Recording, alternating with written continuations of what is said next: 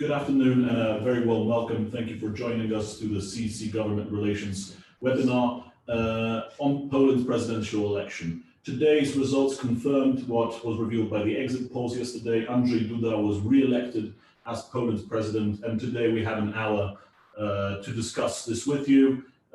Quickly to introduce our panelists, we have Marek Matraszek, Chairman of CEC Government Relations, who will go through the election results themselves and the political analysis. We have Michał, Koczalski, CEC's managing partner, who will guide us through the regulatory and business implications of this election. And we have Dr. Jarosław Bełdowski, president of the newly re-established Polish Institute of Economic Thought, who will give us a macroeconomic overview and the effect this election had.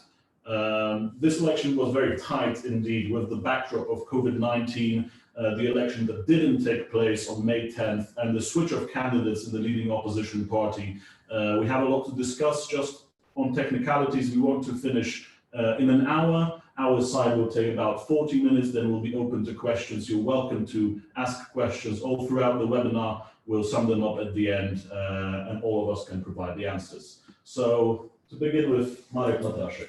Thank you very much, Staszek, and being uncharacteristically immodest, Staszek, you forgot to say that you yourself will be concluding with an overview of the foreign and defence policy implications of the victory of Andrzej Duda, and so there'll be a very full dose of information for everyone who's joined us, and thank you again for your time. So we'll move straight in, and I'll just to illustrate in a little bit more detail what happened last night. It was a very, very tight race. As you know, this is a second round election, the first round having taken place on the 28th of June, which whittled down the field to the two leading candidates of the incumbent President Duda and his opponent, the current mayor of Warsaw, Macroeconomic, who was appointed as the candidate of the opposition just a few weeks ago, after the elections were rescheduled for after the failure to hold elections on the 10th of May. He swapped out the former candidate, Mrs. Kidawa-Błońska, and to be honest, that looks like it had been a very good move by the Civic platform, because although Trzaskowski just failed to win, he got a very strong vote of 48.9%.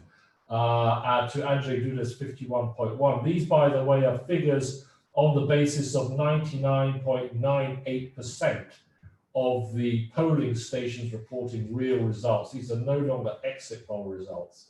And what they do show, apart from a very tight race, which will the impact of which we'll come back a little later, Duda's victory actually combined with the turnout of 68%, which is again close to a record. There's only been one presidential election since 1990 which had a larger turnout than the turnout yesterday. So combined with that large turnout and combined with his 51% of the vote, President Duda actually acquired over almost 10.5 million votes, and Trzaskowski himself is going to get very, very close to 10 million himself as well.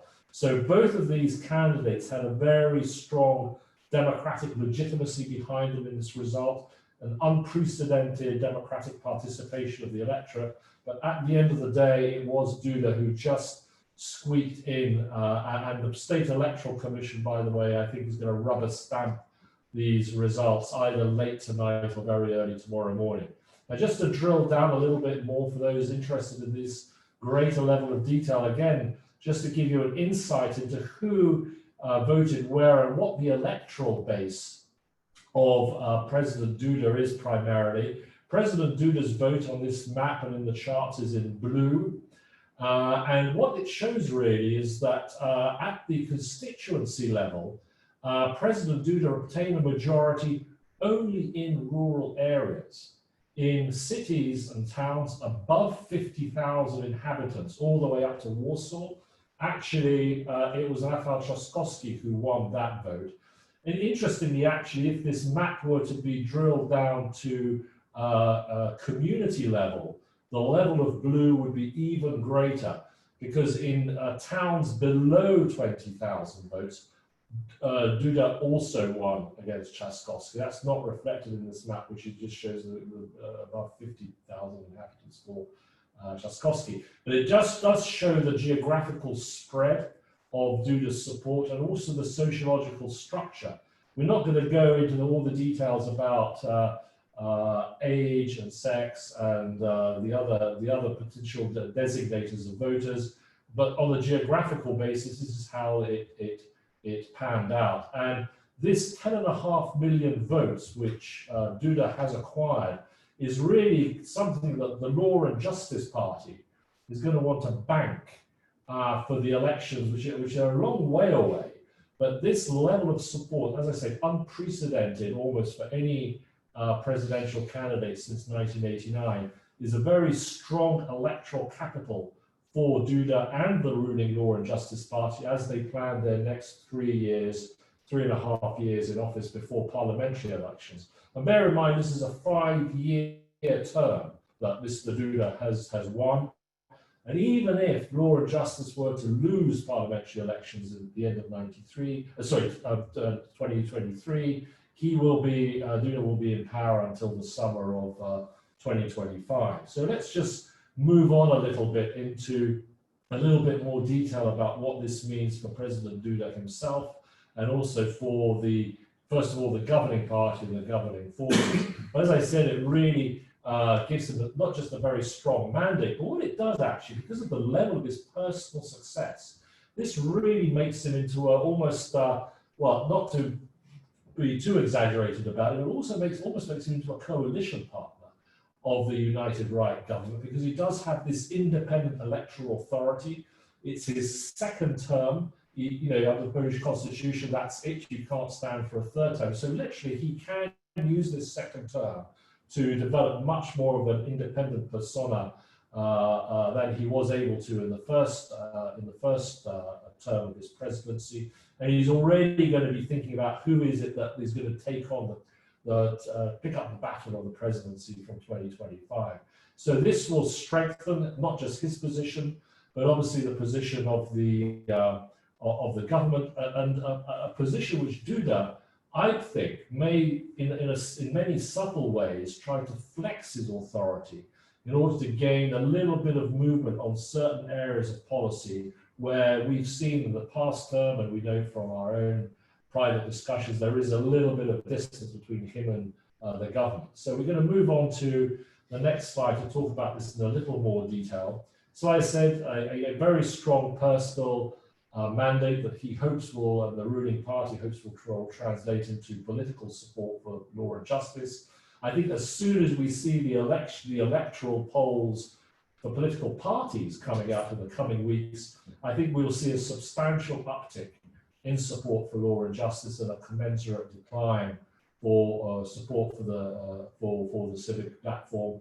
And during this 3 years, obviously, the art of trying to keep this new coalition that's come around Duda as close as possible to the ruling party will require some political talent, because it's a very diverse base. If you have 10.5 million voters, it's very difficult to actually characterize them into one bucket of attitudes. And despite their rural predominance, there was a substantial vote also in urban areas, and that will have to be balanced out as policy moves forward. Now, what does this mean in terms of the ruling party of law and justice and for stability in Polish politics? Understood as stability both within the ruling party and within the government. Well, I think to take the ruling party, first of all, law and justice, we already saw during the election campaign increasingly, although it wasn't very public, it was clear that underneath the surface of politics there was already growing dissent between the various wings of the law and justice movement. You have the Solidarity Poland party run by the very effective Minister of Justice, Zbigniew Ziobro, and the Agreement Party run by the former Deputy Prime Minister and Minister of Higher Education, Jarosław Gowin, who is no secret. These two factions of law and justice are at very strong loggerheads. And one thing that's already clear in the aftermath of the election is that the Agreement Party of Jarosław Gowin, because of their role in delaying the election, which was not something that the party leadership wanted to see happen, and now very strongly out of favour. That party, that satellite party of Law and Justice, may be slowly eased out, as well as leading politicians, such as Mr. Gov has already left the government. But there are other members of the Agreement Party in the government, both at ministerial and deputy ministerial level, and they may be eased out from the party. There is a Congress of Law and Justice planned for the autumn of this year, and there are already rumours about whether or not Jarosław Kaczynski will perhaps want to symbolically hand over the baton of leadership of the party to a younger generation, he himself moving up to a more of an honorary, albeit remaining a very, very powerful figure in the party. And Kaczynski actually, having had this second wind, as it were, winning an election that even he himself thought was under risk, will take advantage of these 3 years, I think, to put the Law and Justice Party in order and to affect the initial moves to have a generational change, perhaps in time for the next 2023 election. As far as the government itself is concerned, there's a strong consensus, again, because of these movements with Jarosław Gowin, that we will be seeing very quickly a minor reshuffle of the government in one or two key ministries. There is actually also strong rumours or a sense that at some point Prime Minister Morawiecki, perhaps not immediately, but within a year, may himself be replaced, as Jarosław Kaczynski will want to refresh the government moving into the second half of that parliamentary term. And also, interestingly, the strength of Duda's victory, the renewed energy behind Law and Justice, may result in the party also seeking to recover control of the Senate. As you know, the Senate has been lost to Law and Justice. They lack one or two senators to recover a majority in the 100-seat upper chamber. And there is talk of new attempts to co-opt one or two independent senators rather, or members of the PSL party to come over to Law and Justice and recover that majority in the Senate. But as I say, these are all speculations. Now, what about the opposition? Because we're talking about Law and Justice, but as you know, the dynamics of Polish politics is very much driven by party politics. And as the dust settles from this presidential election, attention will refocus onto the impact of this election on the various opposition parties who, you know, in one shape or another, are obviously going to be trying to recover as quickly as possible. The Civic Platform Party, there are two ways of looking at this. Some people would say, well, yes, Mr. Trzaskowski came back from a very low base. He almost won. He gained 10 million votes. That surely is going to strengthen the Civic Platform, give it new energy. Most people, however, think that quite the reverse, that unfortunately the glass half full school of narrative will be dominant. People will be saying, look, you've lost 7 elections now in a row. If you take parliamentary, local and European elections and presidential elections, this is the 7th vote the Civic Platform has lost. And there are questions being asked within the party leadership over what the future of the role of the party is. And there is already some factional manoeuvring over the leadership of Mr. Budka, Borys Budka, who's the chairman of the party, as to whether he is the man to take the party forward. And obviously, to once again reassess what is it about the Civic Platform that after 7 attempts has yet to crack the secret of how to gain a majority in an election against Law and Justice. Does it mean it has to tack more to the centre? Does it have to radicalise on economic policy? So a lot of centrifugal discussions await the Civic Platform, and it remains to be seen what the conclusion of that will be, bearing in mind also, as you know, they will now have a competition in the centre of Polish politics. One of the failed presidential candidates in the first round, Szymon Hołownia, who gained about 14–15% in the first round, has already announced that he is going to be creating an association, a movement called Poland 2050, which will probably translate into a political party that will compete with the civic platform for that centre ground. And Hołownia himself is making the not unreasonable claim is that had he been in the second round, probably as a more centrist figure, he could have well defeated Andrzej Duda.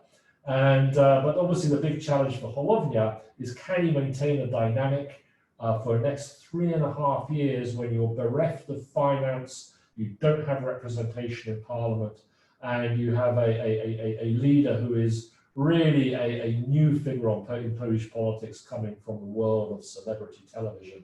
It's unclear whether that movement will last either.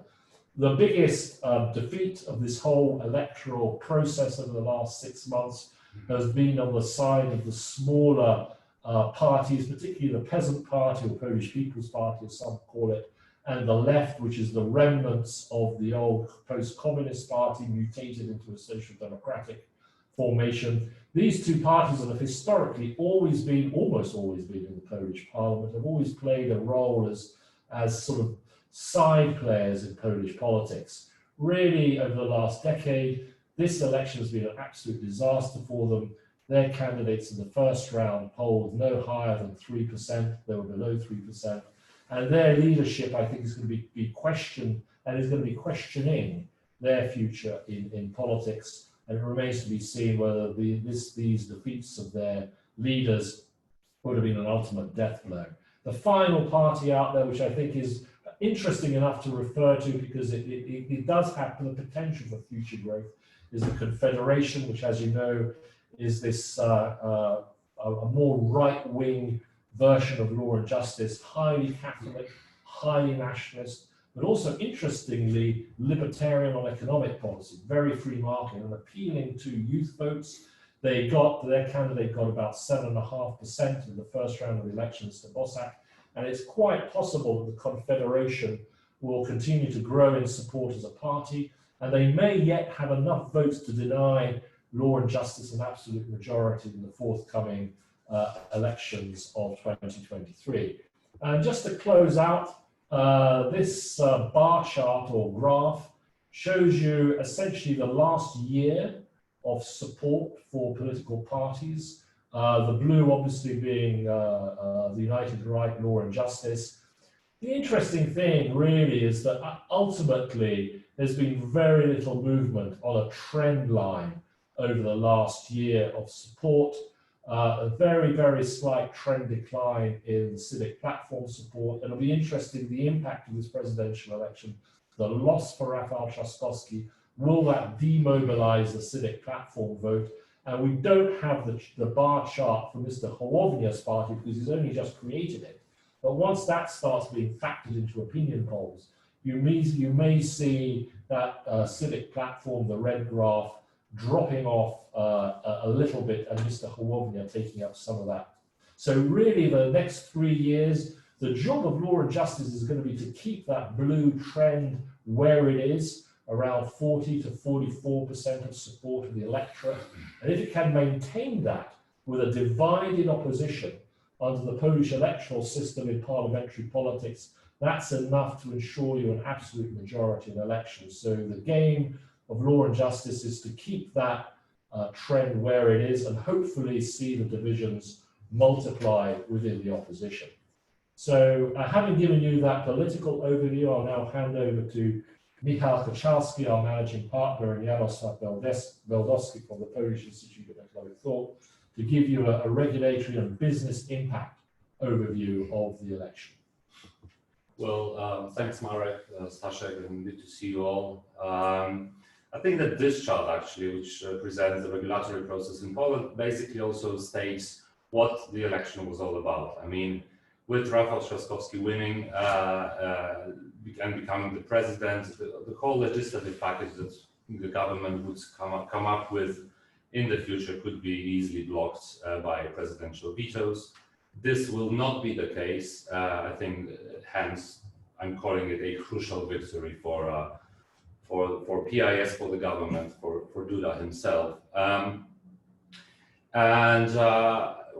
Well, I think it's quite clear that Duda, as the president for the next 5 years, will continue a policy that will be supported for the government. This will be crucial, especially with the time-sensitive items like COVID-related, the ones we were dealing with, so the anti-crisis shields. COVID is not in return; it's actually, globally we're facing the second wave. It might come as well in Poland. Hard to say. This will be certainly helpful for the government to have president who will be simply signing any legislation that comes in front of him. And secondly, this will certainly touch the whole strategic items of any regulatory proposals that the government will come up with. But these I will talk about maybe more in depth later on.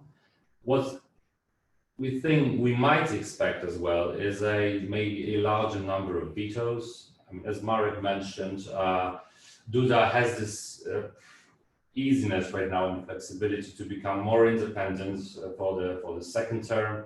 He might prove it right by vetoing 5 or 10 legislative items to either play his own political game or maybe show in front of a larger electorate base that he is proving what he was promising in the campaign, that he will be a president or the president of the whole society.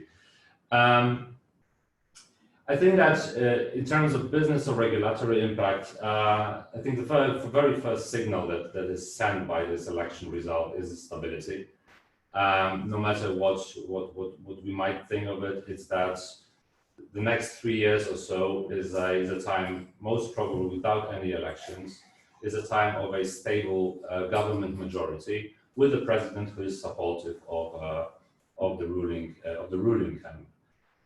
Despite the negative narrative that was quite visible during the campaign and mostly presented by, surprisingly, Prime Minister Morawiecki against German and French and Korean service or product providers in Warsaw, I still think that we could draw a conclusion that this will be very quickly put aside, and Duda will continue promoting and engaging in attracting foreign investors into Poland, as he used to in the previous time, as he also personally used to during the campaign himself, talking about Google or Microsoft's investments that were announced in the past 2 months or so. The only thing that might undermine confidence in the future to come is the already announced further reforms of the judicial system. I think that person of Minister of Justice Zbigniew, who might become or will continue to be pivotal in this respect, might get some support from Duda. I mean, a lot of Ziobro's party people were very heavily involved in the campaign, and I think that this might play well for Ziobro in the years to come. And in terms of themes, I think that the most crucial one that probably are of interest to you is the whole tax sphere. COVID had a huge and heavy impact on the situation, the budgetary situation, and I think that apart from a positive proposal, which is the so-called Estonian corporate income tax that Ministry of Finance is working on and will be concluded second half of this year, and certainly will be supported by President Duda, I think that we might be expecting some new taxes to come, and here I would say that's health-related taxes, digital tax that theoretically should come from the EU side, but I would not cross an idea that our government will come up with this solution. So this is something that certainly a space to watch. In terms of social policies, no big promises during the campaign from especially new promises or new announcements from the president's side, but I think a strong signal that there will be a continuation of programs that have already been in place, like 500+ allowances, or the money for children, the school allowances. Sorry. So this will certainly be continued, but as mentioned before, this money has to come from somewhere, and I think the budget hole is clearly growing, so they will need to search for money, and this hunt will start probably immediately. a lot of processes in terms of tax creation were put on hold during the campaign, so that no one is scared of it, or no one is, or so that everyone will be looking at the president being a supporter of no new tax policy.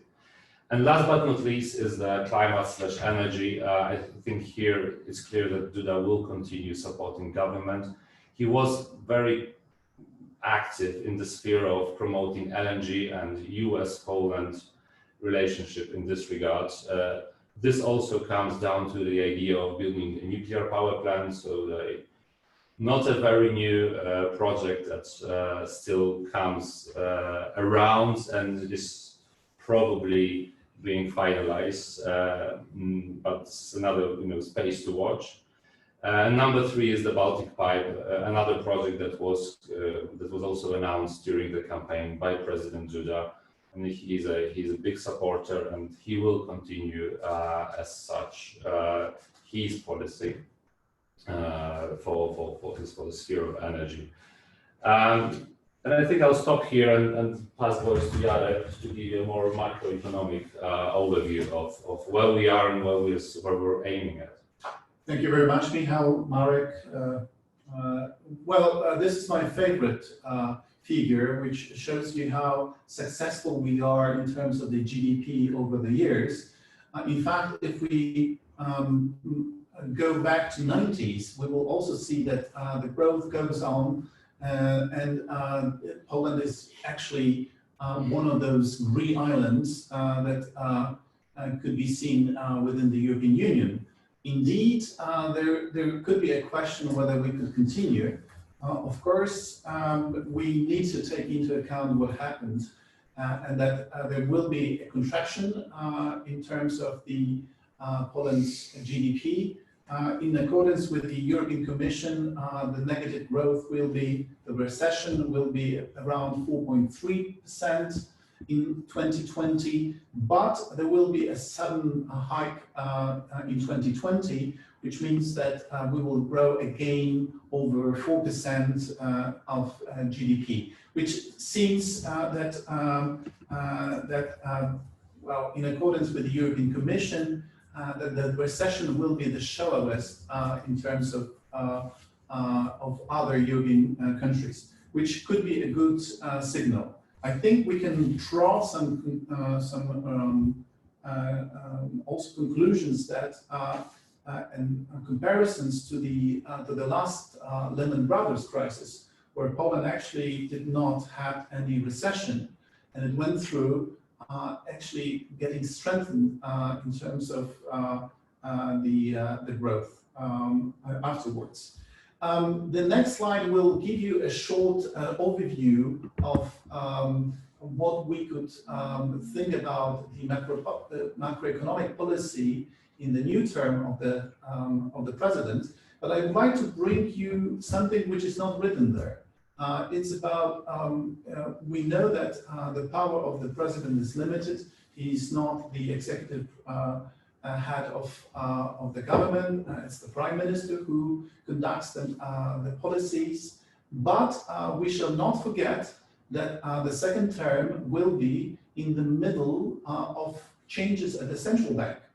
In 2022, the cadency of the current president of the central bank, Professor Glapiński, ends, and the person who actually brings the name to the lower chamber of parliament, it's the president. So this is really important in terms of the monetary policy, because we shall not forget that it's not only the president, the governor, but we also have the change within the monetary policy. And coming back to Marek, who said that what is really something which we may see is that Law and Justice will be putting their eyes on the Senate of the higher chamber. The reason could be also that, please do not forget that the Monetary Policy Council consists of 9 members. 3 of them are nominated by the president, 3 by the lower chamber, and 3 by the upper chamber. In addition to that, we have the president who has the casting vote if there is a tie 5-5 votes. So, look, if the opposition maintains the politically the Senate, the upper house, then they have 3 votes. I'm sure that they will be selecting good candidates in terms of being most likely hawkish in the monetary policy, which is currently really, in terms of the Bird's terminology, Doves approach. So I'd like to bring to the attention that perhaps this is not the immediate impact of the elections, but I would give you the signal that 2020 is really important in terms of not only the monetary policy, but also central bank's policy. Please do not remember and do not forget that we are following other central banks as well. And there is a massive quantitative easing program in place. And if there is a change of the governor, then it has some impact on not only on the central bank, but also overall the economy. I'm not going to repeat what already Michał said, but we cannot be sure about taxation. Because there was no debate, and you cannot read my lips at the moment because the current president did not say anything. But we can only refer to the prime minister who said that voting for Andrzej Duda is, I'm not sure exactly what he said, but he said that this is a guarantee or a move that there will be no higher taxes in the future. So I think this is really the message, but of course we have to be cautious and look at this thoroughly. If something happens, it does depend on how we will recover from the COVID, but at the moment it looks that we are doing quite fine. Thanks, Stanisław. Thank you, Marek, Michał. To finish off, last but not least, foreign affairs. Before heading on into transatlantic policy, just a quick note, as you know, the president is not the sole representative of Poland abroad. There is the foreign minister and there is the prime minister, and realistically there is the leadership of the ruling party that does decide on foreign policy, but he is the representative of Poland with the strongest mandate because he's the only one of those who has been actually elected personally by name by voters. In terms of transatlantic policy, there will be a strong continuation for now. The strongest relationship that President Duda developed throughout his previous term and his arguably biggest success was that of a personal close relationship with American President Donald Trump. And also the Polish society that is strongly in favor of Donald Trump. So that relationship will continue until January 2021, where an interesting shift will take place. As expected, Joe Biden and the Democrats may take the US presidency, and then an interesting shift will happen where that personal relationship with Washington will be lost. And it is possible that Poland, Warsaw may have colder relations with both Brussels and Washington at the same time, an unprecedented situation. So we cannot expect exactly what will happen as the State Department pivots to Brussels, and issues such as the rule of law, the current conflict ongoing for many years between Brussels and Warsaw, and media freedom issues of the planned repolonization of the media reform, also come to Warsaw from Washington.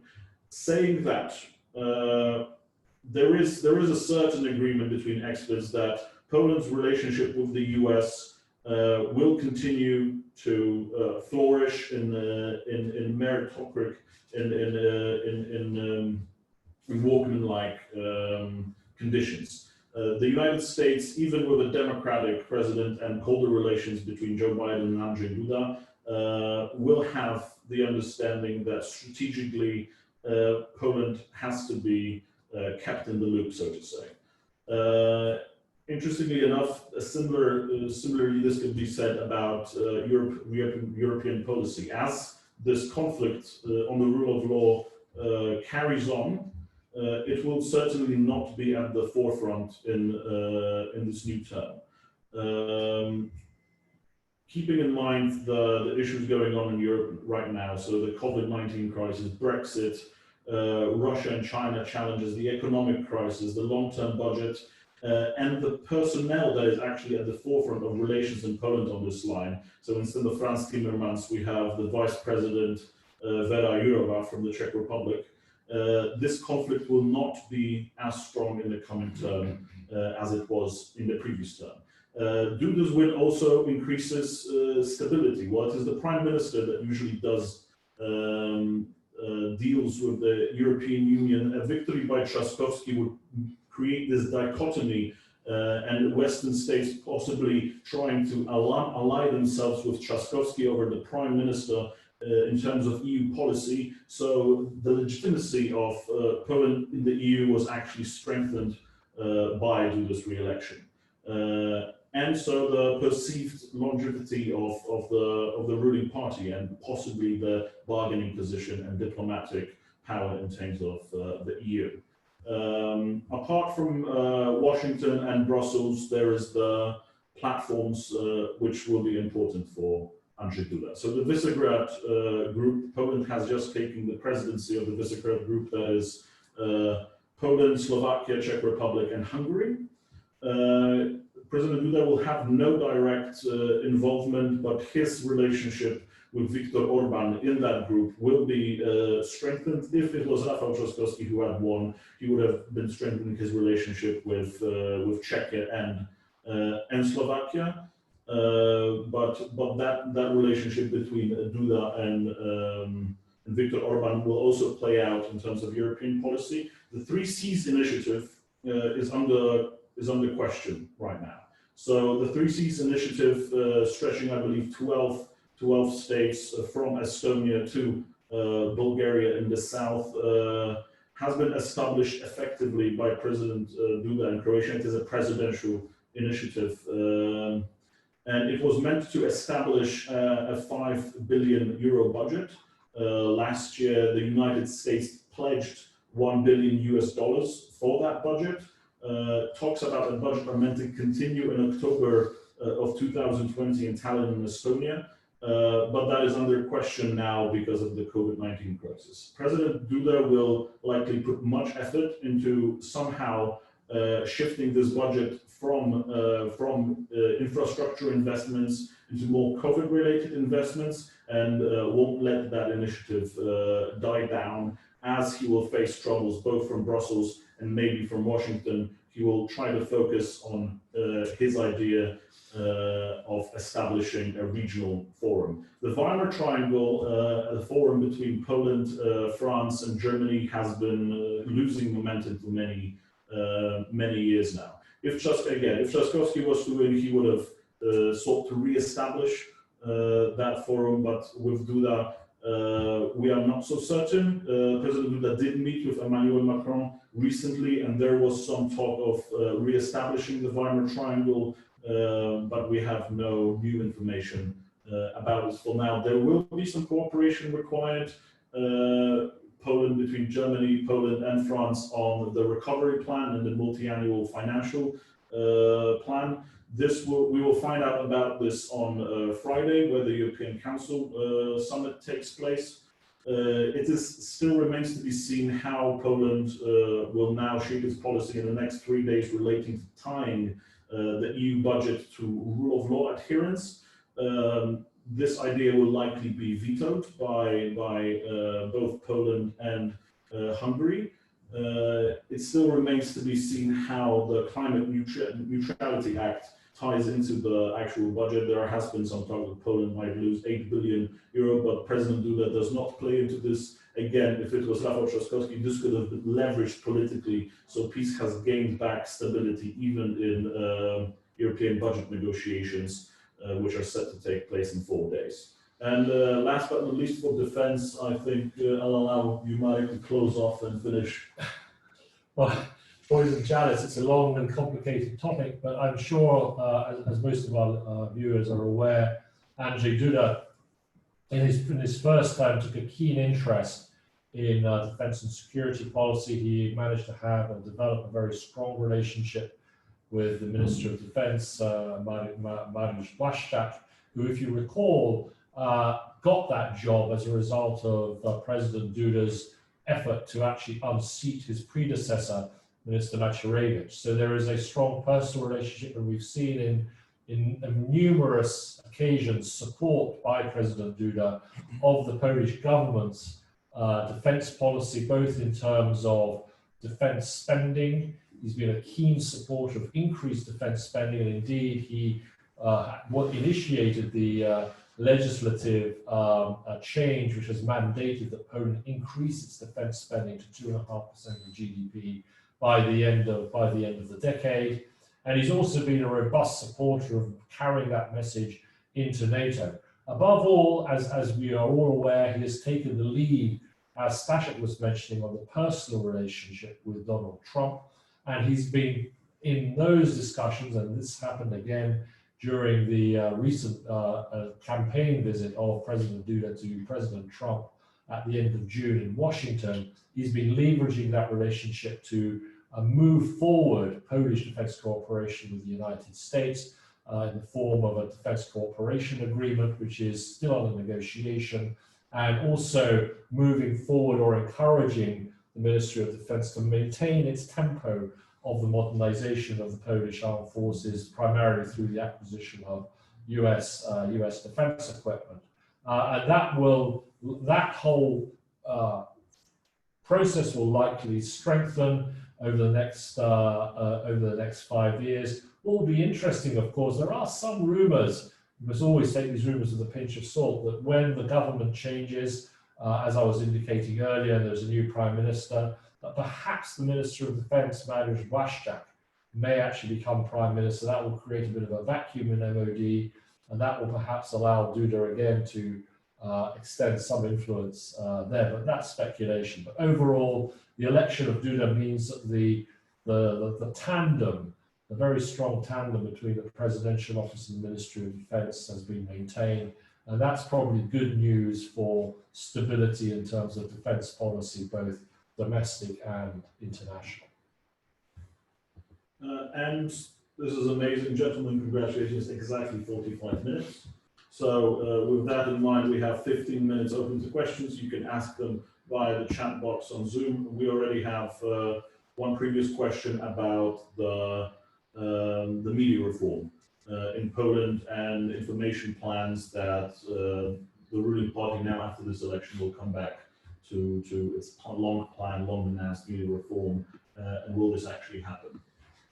Well, yeah, I mean, briefly, it's the question of media reform has been one of the longest running policy expectations for a very long time. Law and justice, as you know, are not liked by international media, and they've expressed both before the elections and also during the campaign reservations about the objectivity of Western-controlled media outlets, whether it's tabloids such as the German-owned Fact newspaper, or even more controversially, a very fraught relationship that the ruling party and President Duda have with the main independent television network in Poland, TVN, which is owned by the US Discovery company. And this opposition to, or open opposition to foreign media interests is causing great concern, both within Brussels and within Washington, because of those interests being perhaps challenged. And indeed, this was something that came up again at the victory rally of President Duda. There was again suggestions that there needs to be reform undertaken of the Polish media market.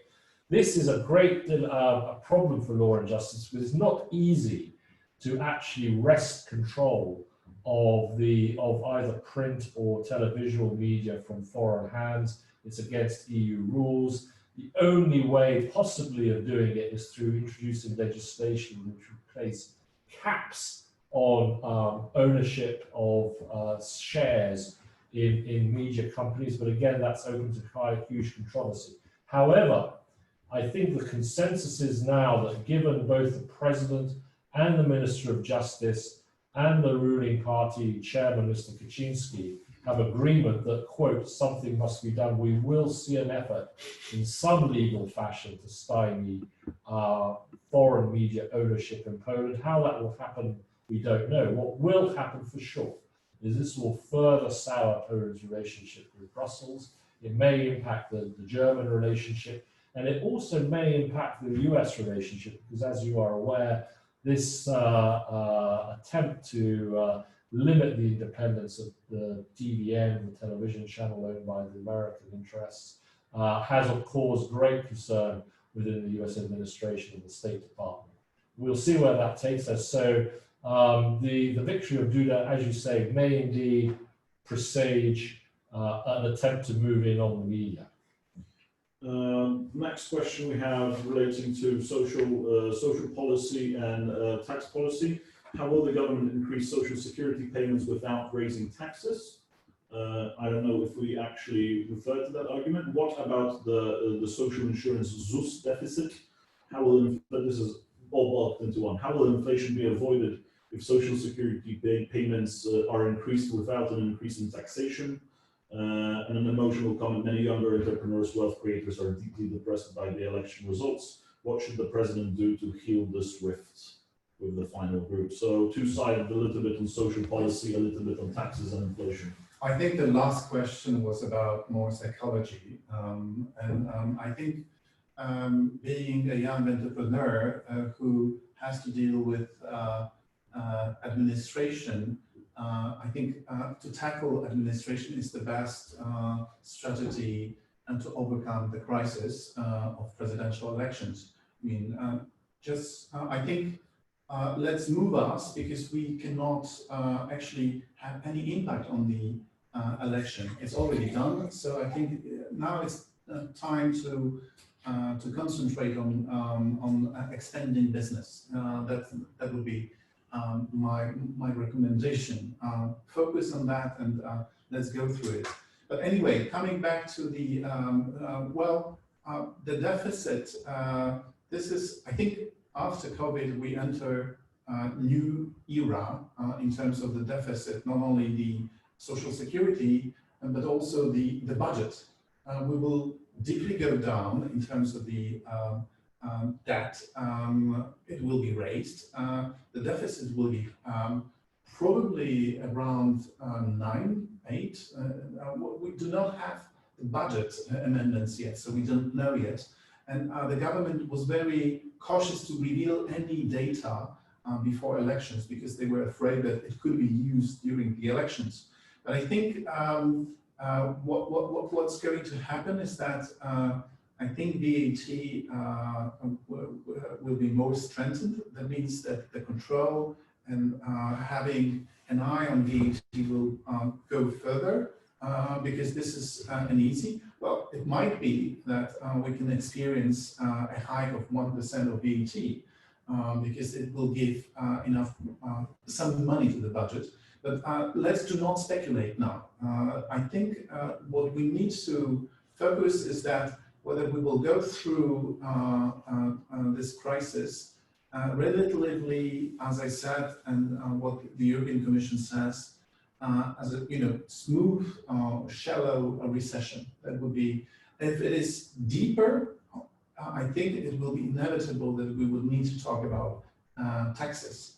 But if we go shallow, as the European Commission says, it might be that they will be able to not to raise those big taxes for sure.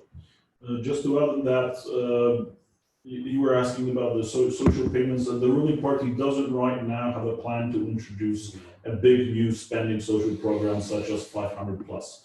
In its communication, is focusing on the big so-called mega investments, infrastructural investments, the central communication hub. So it is seeking, instead of creating what it did at the beginning of its first term, these big social spending programs that got its the votes, that cemented its voter base, it's now focusing on big investments that will actually create workplaces and value in the economy.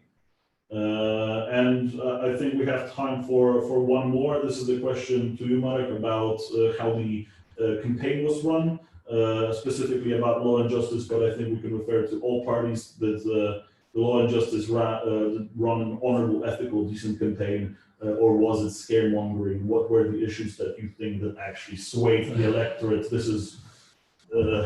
I think there's nothing more contradictory than the expectations that politicians and parties will run clean and ethical campaigns. And I think what was clearly visible in this campaign was that it was actually not a competition between personalities. It wasn't a competition on policies. It was actually a competition between emotions. And this is one of the real characteristics of Polish politics that we're seeing, which is very unfortunate, which is an increasing tribalization of political culture in Poland. Poland and these elections, where you've seen very graphically in terms of the results, the electorate highly mobilized as never before, but split exactly down the middle between two competing emotional tribes of political movements, where really the goal of the campaigns, and this was actually both true of Mr. Trzaskowski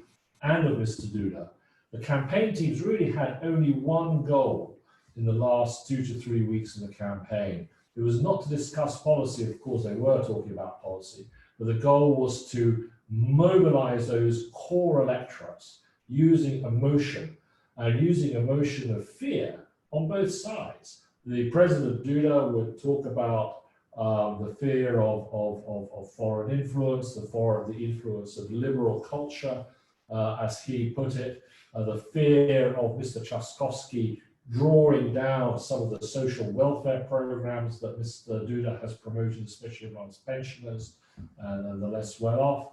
And again, Mr. Trzaskowski talking about the danger of a Duda victory, claiming that it would lead to Poland's isolation, damaging the interests of youth, and so on. So this was a very, very emotional campaign. Two visions of civilization. It was a very Catholic, conservative, national message from Mr. Duda, and a very centrist, liberal, and also culturally liberal focus from Mr. Trzaskowski.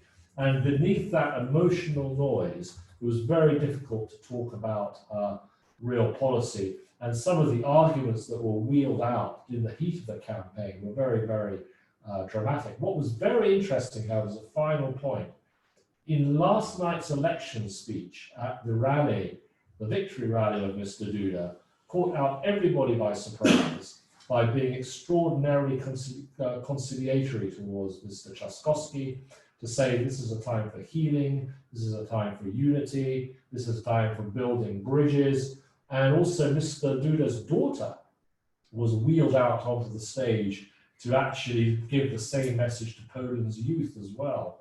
And a lot of people are saying, well, perhaps this was just sort of election night rhetoric, as in any victory candidate handing out an olive branch to his opposite number. But some other people think this could be a shift in the rhetoric of Duda, who realizes that Poland's position in the world and in Europe has been damaged by some of these very brutal campaign tactics that were wielded during the last couple of weeks, and that Poland's position needs a softer image domestically and internationally. Others will say the damage has already been done. The gulf of these two electorates is so huge, it's very difficult to think about any candidate that can bridge them in the future.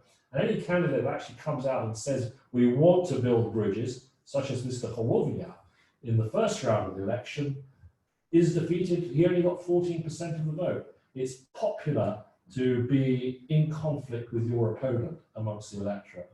And that's a very long-term question for Polish political stability, how long a country can survive without consensus as opposed to continued political conflict. Very last question. We have 2 minutes left. This is going to be short. The opposition has mentioned that there will be election protests. Do you think these may have any bearing on the outcome of the election results? Short answer, no. but they may, the amount of protests and the manner they're narrated in the media may actually define a little bit the political narrative behind this presidency. But will they have an actual outcome on the results? Most likely 99% no.